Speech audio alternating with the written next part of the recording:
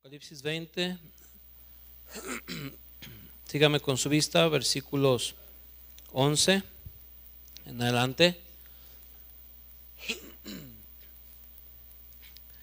Dice la Biblia: y vi un gran trono blanco y al que estaba sentado en él, de delante del cual huyeron la tierra y el cielo, y ningún lugar se encontró para ellos.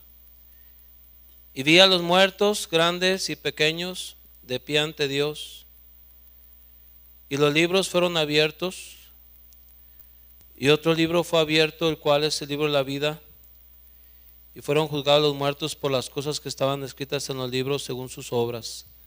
El 15, lean conmigo, por favor. Y el que no se halló inscrito en el libro de la vida fue lanzado al lago de fuego. Vamos a orar. Padre, gracias, Señor, por lo que nos has hablado esta noche. Y Señor, te rogamos una vez más tu ayuda, tu misericordia. Señor, te pido de tu gracia, Señor. Bendice a mis hermanos. Dame claridad en mi mente, ayuda a mi corazón. Y Señor, me siento inadecuado en predicar este mensaje, Señor, por mi propia vida y por no poder transmitirlo en la forma que deba ser hecho. Te pido que bendigas, ayúdanos, Señor, glorifica tu nombre, bendice a tu pueblo esta noche en Cristo Jesús. Amén. Pueden sentarse.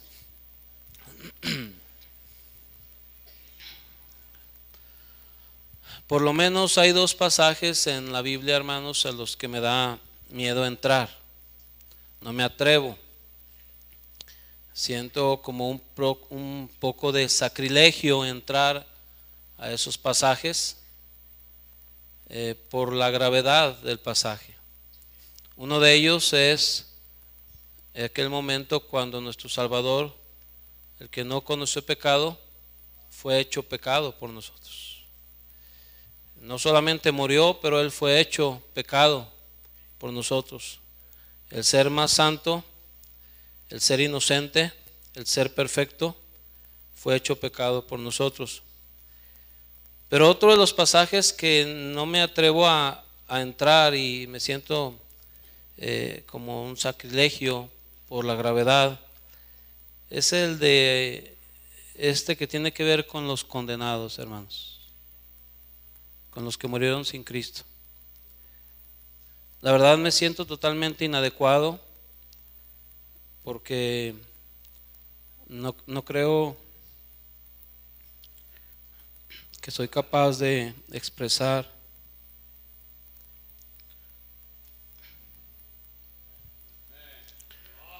lo que es este pasaje. Y quiero predicar sobre el final de misiones. Al llegar al momento de esta escena de Apocalipsis 20, la obra misionera ya no significa nada. Al momento de llegar a este evento del juicio del gran trono blanco, ya no importa la obra misionera, ya no importan las ofrendas, ya no importa orar por el mundo, ya no importa ganar almas, ya no importa enviar misioneros. El fin de la obra misionera ha llegado. La escena que nos describe Apocalipsis 20 es una escena espantosa, es una escena trágica, una escena terrible. De todas las escenas trágicas, de todas las escenas tristes y dolorosas en todos los tiempos, ninguna podrá compararse a esta escena llamada el juicio del gran trono blanco. La Inquisición, el Holocausto y la Segunda Guerra Mundial son nada en comparación a este terrible hecho. La Biblia nos declara la existencia de un trono blanco. Dice que es un gran trono, es un trono majestuoso, es un trono sublime. Dice la Biblia que ese gran trono es blanco, porque en ese lugar la medida que se usará en ese juicio es la santidad absoluta. En ese lugar ningún pecado será tolerado delante de Dios. En ese lugar ninguna mancha, por pequeña que sea, pasará inadvertida delante de sus ojos. Dice la Biblia que Dios no puede ver el pecado. Allí, en el juicio del gran trono blanco, solamente se acepta la santidad absoluta, la santidad total. El que está sentado en ese gran trono blanco, el juez, es un juez cuya apariencia es tan terrible, una apariencia tan dura que dice la Biblia que el cielo y la tierra huyeron delante de su presencia. Fue tan grande el impacto de su presencia que tuvieron que huir de delante de él y ningún lugar se encontró para ellos. El juez de ese gran trono, por supuesto, es superior al trono. Si el trono es grande y sublime, el juez lo sobrepasa. El juez que se sienta sobre él es mucho más grande y mucho más sublime. Describirlo en su totalidad a este juez será imposible, ya que la Biblia se calla el hecho de su apariencia. Lo que sí sabemos es que es un juez grande. Es el juez sobre todo juez. Es un juez terrible. Es un juez que juzgará justamente. Es un juez que tiene toda la evidencia. Es un juez que todo lo sabe. Es un juez justo. Es un juez implacable. Es un juez sin misericordia. Está sentado en el trono, pero no para tener misericordia de los que están delante de él. Está sentado en el trono, pero no para amar a esos pecadores. Sus entrañas no se conmueven de compasión. Está sentado en el trono, pero no para ayudar a nadie que esté en ese juicio. Está sentado en el trono, pero no para rescatar a esos pecadores. No, en ese momento Él no vino a salvar. En ese momento Él no vino a perdonar. En ese momento Él no vino a tener misericordia de nadie. El juez no está allí para ver cómo puede salvar a unos más. El juez está sentado en el trono para juzgar y para condenar. No está allí para dar oportunidad. El juez está sentado allí para dar la sentencia final. Y ahora ese juez trae palabras duras. Ahora ese juez trae palabras severas, palabras de condenación, palabras de tragedia eternal para esos pecadores. Ahora de su boca no estarán saliendo palabras de bienaventuranza. No estarán saliendo palabras de amor y de consuelo. No estarán saliendo palabras de vida eterna. Ahora de este juez estarán saliendo palabras que ningún ser humano habrá querido oír en toda la eternidad. Las palabras que todos temían que llegaran, en ese momento las estarán oyendo. Apartaos de mí, malditos, al fuego eterno. Parece una escena insensible. Parece una escena fría. Parece una escena imposible de creer. Pero ese mismo juez que está ahí sentado, ese mismo juez que ahora está juzgando y que ahora está condenando, hace miles de años atrás vino a este mundo a dar su vida por los pecadores. Él vino a amar a la gente. Él vino a amar, a buscar a la gente. Él vino a buscar y a salvar lo que se había perdido. Ese mismo juez, miles de años atrás, vino a vivir entre los hombres. Vino a dar su vida hasta la muerte y derramar su sangre por cada uno de ellos. Pero eso ya pasó. Eso ya se acabó. Ahora ya no es el Salvador. Ahora ya no está como Redentor. Ahora solamente es el juez.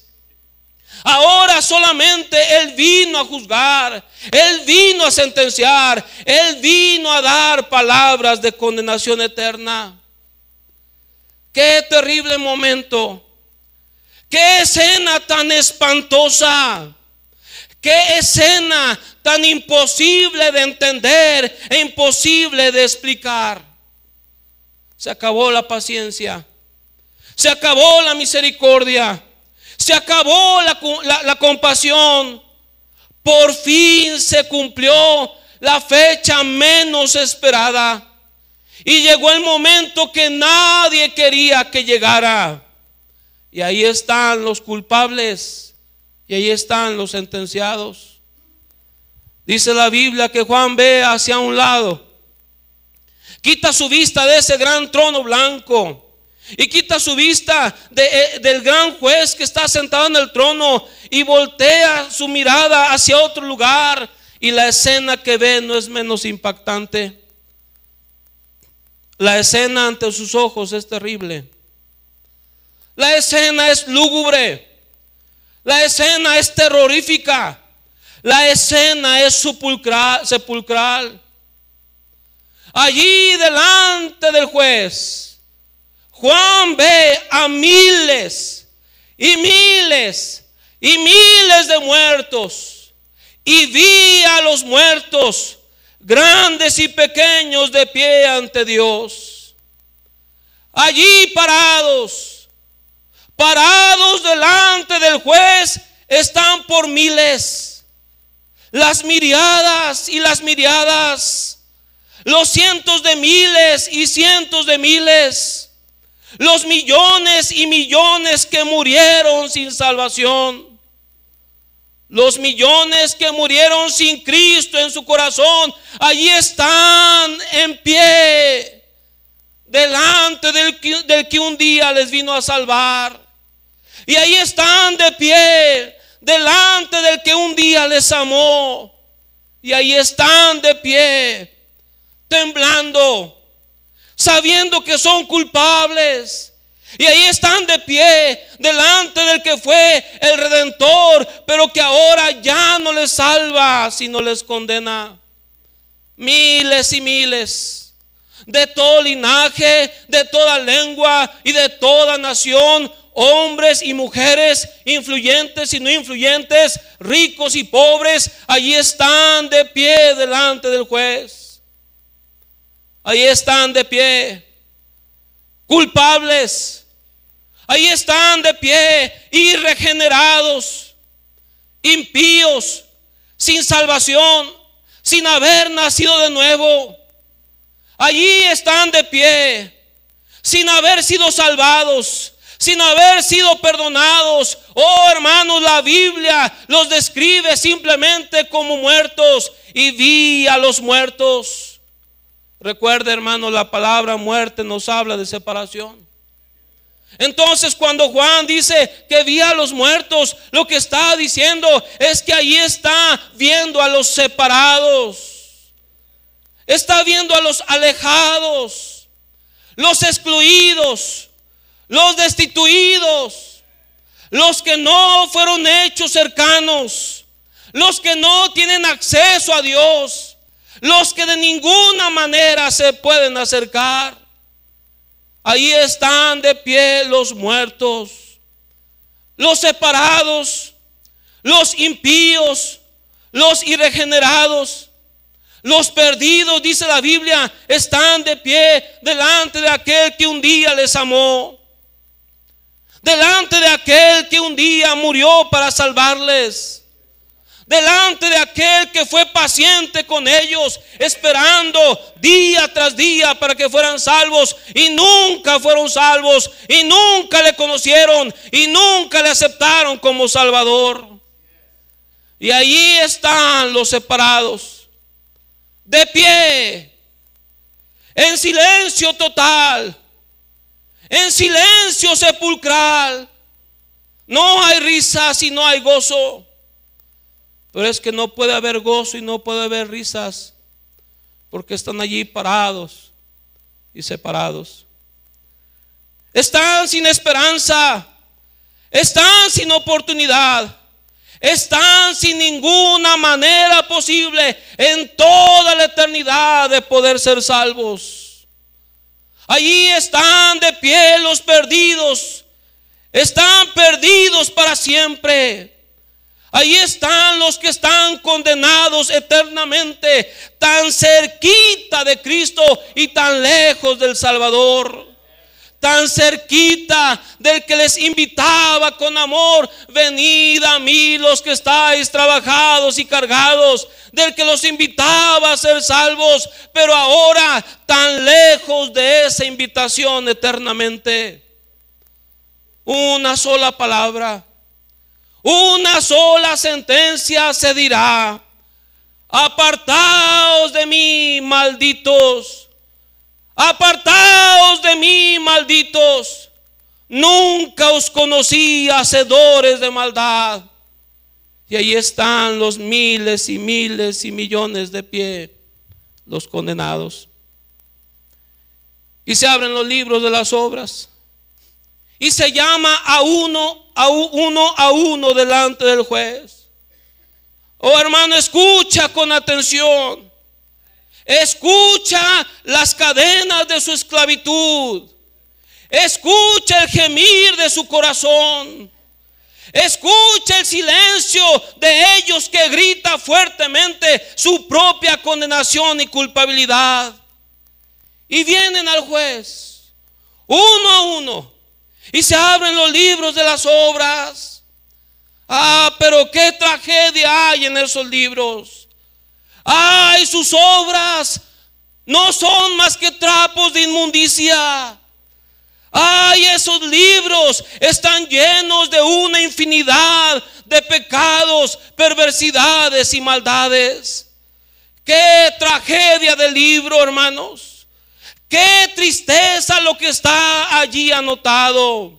Mentiras, blasfemias, murmuraciones, engaños, codicias, malos pensamientos, ociosidad, palabras ociosas, fornicaciones, inmundicias, lascivias, adulterios, homosexualismo, incestos, asesinatos, pornografía, vicios, traiciones, celos, odio, envidia, drogas y muchas cosas más. Allí están escritos pecado tras pecado, sin faltar uno de ellos. Cada pecado de cada ser humano que pasa delante del juez, ahí está escrito. Cada pecado está escrito de manera indeleble. No hay manera de borrarlos ya. No hay manera de quitarlos ya. No hay manera de pasarlos por altos. Oh no, hermanos. No son obras de oportunidad. Son obras que los condenan. Son obras que los acusan. Son obras que los apuntan diciendo a cada uno de ellos que son culpables delante del que está en el trono. No hay manera de salvación. Allí están los separados por millones y millones, temblando, espantados, gimiendo, escuchando una a una sus propias maldades. Ahí están los separados, escuchando sus pecados cometidos día tras día, mes tras mes, año tras año, acumulando ira para el día de la ira. Pero se abre otro libro. Este libro se llama el libro de la vida. Oh, el libro de la vida, vida. Esa palabra suena a esperanza. Suena a oportunidad. Suena a que esos muertos quizá si hay algo que se pueda hacer por ellos. Se va a abrir el libro de la vida y ahí están cada uno de ellos con expectativa. Ahí están cada uno de ellos en su corazón temblando de temor y ansiosos de que haya esperanza. Y uno a uno, que ya fueron vistas sus obras, ahora se enfrentan al momento de que se busque su nombre en el libro de la vida.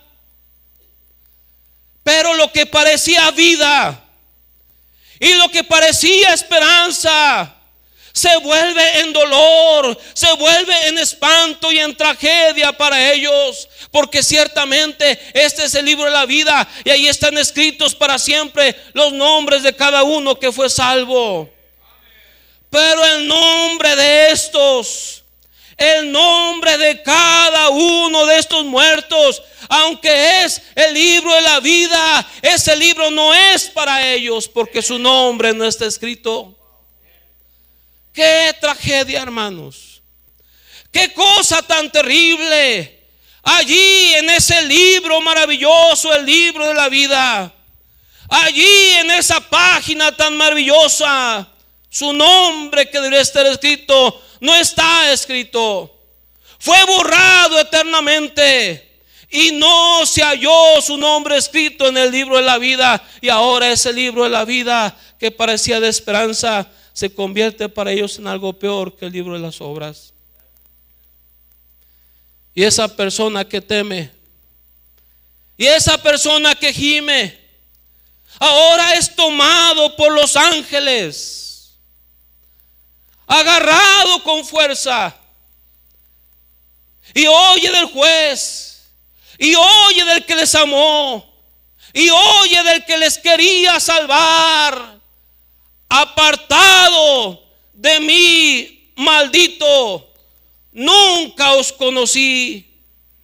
Y ese ser es tomado por los ángeles y lanzado, y lanzado, y lanzado, y lanzado eternamente al lago de fuego, lanzados para siempre a la perdición, lanzados para siempre a la oscuridad, lanzados para siempre a la desolación, lanzados para siempre por la eternidad, por los siglos de los siglos, para siempre jamás, sufriendo y gimiendo y llorando eternamente.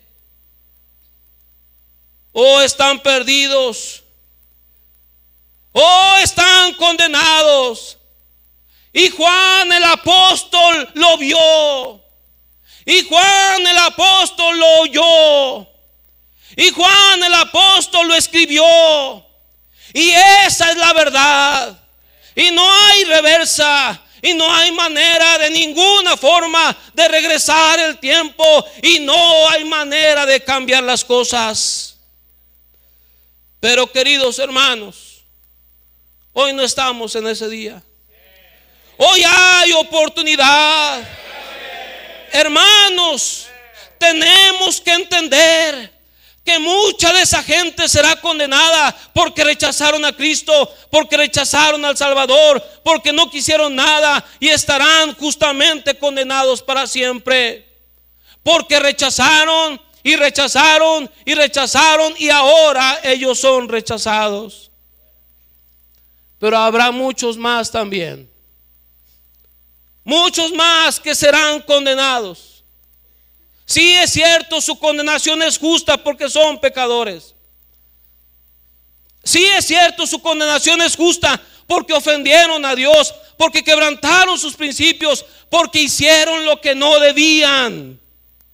Pero hay una diferencia a los otros que mencionamos al principio, y es que estos nunca escucharon. Es que estos nunca supieron. Es que estos murieron sin saber que había opción de salvación para ellos. Pero si hubieran escuchado, Si alguien les hubiera hablado, si alguien les hubiera llevado el evangelio que da vida, si alguien hubiera ido, si alguien hubiera ofrendado, si alguien hubiera orado, si alguien hubiera rendido su vida para ir y predicar las buenas nuevas de salvación, si alguien les hubiera amado, si alguien hubiera tenido un corazón compasivo por ellos, si alguien los hubiera buscado, si alguien hubiera traducido la Biblia a su idioma, si alguien hubiera sacrificado, si alguien hubiera estimado su propia vida como lo más valioso y hubiera pensado en esas almas, que ciertamente en la tierra esas almas parecían sin valor y despreciables, pero para la eternidad, hermanos, eran almas valiosas, almas preciosas, almas que Cristo quería salvar. Y ahí están de pie los miles y miles, los millones y millones, separados, condenados, porque una iglesia no hizo su deber, condenados porque un cristiano no hizo su deber, condenados porque un pastor no guió a su iglesia a ese fin de alcanzar a los perdidos hasta lo último de la tierra. Ahí están los condenados.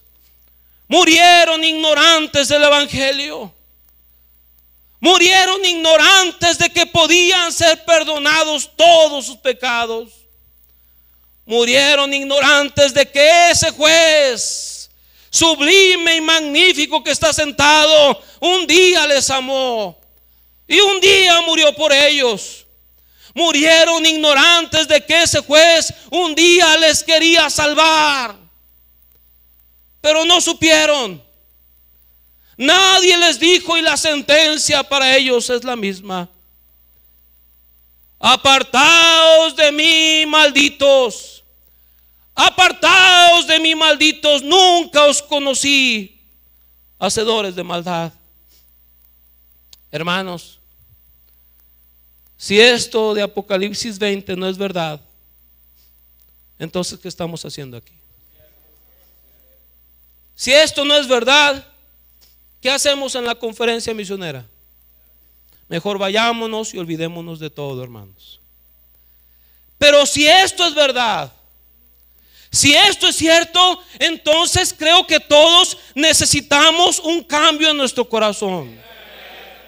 Necesitamos un milagro de Dios en nuestra vida para que esta gente hoy pueda tener esperanza, para que muchos de ellos no sean condenados. Si esto es cierto, entonces entendamos que un día todo va a pasar y solamente quedará la eternidad. ¿De qué sirvió la casa? ¿De qué sirvió el carro? ¿De qué sirvió el mucho dinero? Hermanos, entendamos, un día solamente quedará la eternidad. Hay más que esta vida. Y hay almas dependiendo de ti, de tu familia, de tu iglesia, dependiendo para siempre para no ser condenados. Si esto es cierto, entonces hace falta que familias hoy se consagren a Dios. Si esto es cierto, entonces hace falta que varones de su casa guíen a su hogar hacia este rumbo de alcanzar a los perdidos. Si esto es cierto, entonces hace falta que hombres y mujeres hoy se pongan de pie para servir a Dios. Si esto es cierto, entonces hace falta que hijos, que jóvenes entreguen sus vidas para ir a los campos no alcanzados. Si esto es cierto, entonces hace falta que mamá y papá estén dispuestos a entregar a sus hijos y los pongan en el altar. Si esto es cierto, entonces Adán y Melanie, vayan donde tienen que ir y hagan lo que tengan que hacer. Si esto es cierto, entonces hace falta que cristianos hoy se rindan a una labor de aprender otro idioma, para predicar en otro idioma y para traducir en otro idioma.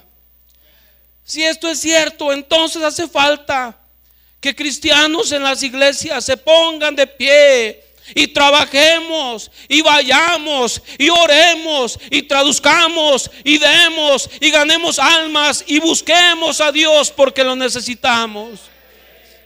Si esto es cierto, entonces que Dios nos ayude para que nuestro dinero ahora no sea nuestra vida, sino que sea el instrumento que nos ayude para enviar el evangelio y para enviar misioneros y para enviar su palabra. Oh hermanos, si esto es cierto, entonces postrémonos delante de Dios y roguémosle por un avivamiento en nuestro propio corazón y pidámosle fe y pidámosle ayuda del cielo y pidámosle que cambie nuestro corazón y pidámosle que nos use, que obre en nosotros por amor a ellos. Si esto es cierto, entonces hermanos, vengamos a Él, humillémonos delante de su presencia, pongamos nuestra vida en sus manos y pidamos que Él nos ayude para que el tiempo que resta lo vivamos conscientes de que hoy es el día de oportunidad para los miles que mueren sin Cristo. Hoy es el día de consagrarnos. Hoy es el día de sacrificar. Hoy es el día de enviar. Hoy es el día de unirnos. Hoy es el día de limpiar nuestras vidas. Hoy es el día de no echarnos para atrás. Hoy es el día de comprometernos a favor de los perdidos. Que Dios nos ayude. Que Dios nos tenga misericordia para que obre en este duro, insensible y pecaminoso corazón. Señor, ayúdanos por favor. Por favor, Señor, obra en nuestra carnalidad. Obra en nuestro corazón frío. Señor, está bien que los que se quieran condenar porque te rechazaron, está bien que se condenen. Pero no está bien que se condenen a aquellos que nunca oyeron, que no supieron, porque alguien no fue, porque una iglesia no envió. Señor, ayuda a nuestro corazón hoy. Si esto no es cierto, entonces estamos en un show. Pero eso es, si esto